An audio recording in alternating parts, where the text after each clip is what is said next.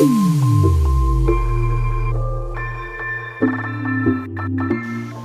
Guys, this is Sandeep sir और आप सबका स्वागत है प्रोवर्ब वाले एपिसोड में। और आज का एपिसोड नंबर है 7।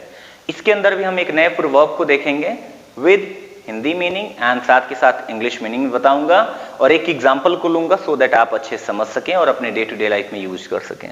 कहता है a thing begun is half done. क्या मतलब है इसका? इसका मतलब होता है a good beginning makes it easier to accomplish the rest of the project. यानी कि अगर आप एक प्रोजेक्ट पे काम कर रहे हैं और आपने उसकी शुरुआत अच्छी कर दी तो समझिए कि वो प्रोजेक्ट आधा हो गया। ये बात सही है। हिंदी में इसको कहते हैं श्री गणेश अच्छा हो तो काम हुआ समझो। क्या मतलब है? यानी कि श्री गणेश का मतलब होता है अगर शुरुआत आपने अच्छे से कर दी तो अंत जरूर अच्छा होगा। यानी कि शुरुआत में आपने अगर हेजिटेशन किया, शुरुआत में आपने कोई गलती कर दी, अगर आपका फाउंडेशन ही गलत हो गया, नींव ही गलत हो गया, चाहे आप कैसा भी बिल्डिंग क्यों ना बना लो, ढहेगा ही ढहेगा और वो बन भी नहीं पाएगा। इसीलिए गाइस आपको शुरुआत अच्छी करनी चाहिए। तो hope you understand a thing begun is half done.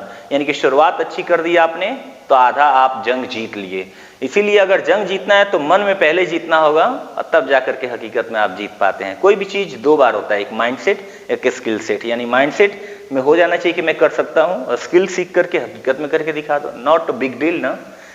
देखते हैं यहाँ पे एग्जांपल कहता है ही has already won the first set in the match. वह क्या किया है? पहले ही हैज ऑलरेडी माने पहले ही on the first set in the match. वो मैच में पहला सेट जीत चुका है। I think he is on course to take this match. यानी कि वह तो अब एकदम गारंटीड ऐसा लगता है कि इस मैच को जीतेगा ही जीतेगा।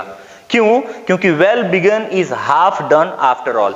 यानी कि ऐसे समझो कि कोई मैच हो रहा है और मैच में आपने अच्छे से फील्डिंग करा, ठीक, क्रिकेट मैच ले लेते हैं, अच्छे से फील्डिंग किया आपने और सामने वाले को बहुत कम रन दिए हो आप, ठीक, तो आप कहीं ना कहीं आधा मैच जीत चुके हो। अब बात क्या है, हकीकत में उसको जीतने के लिए आधा काम करना होगा कि आपको अच्छे से खेलना होगा। लेकिन आधा गेम तो उसी समय खेला जाता है ना जब आप पहला पारी खेल रहे हैं, चाहे आप फील्डिंग कर रहे हैं या फिर बैटिंग कर रहे हैं।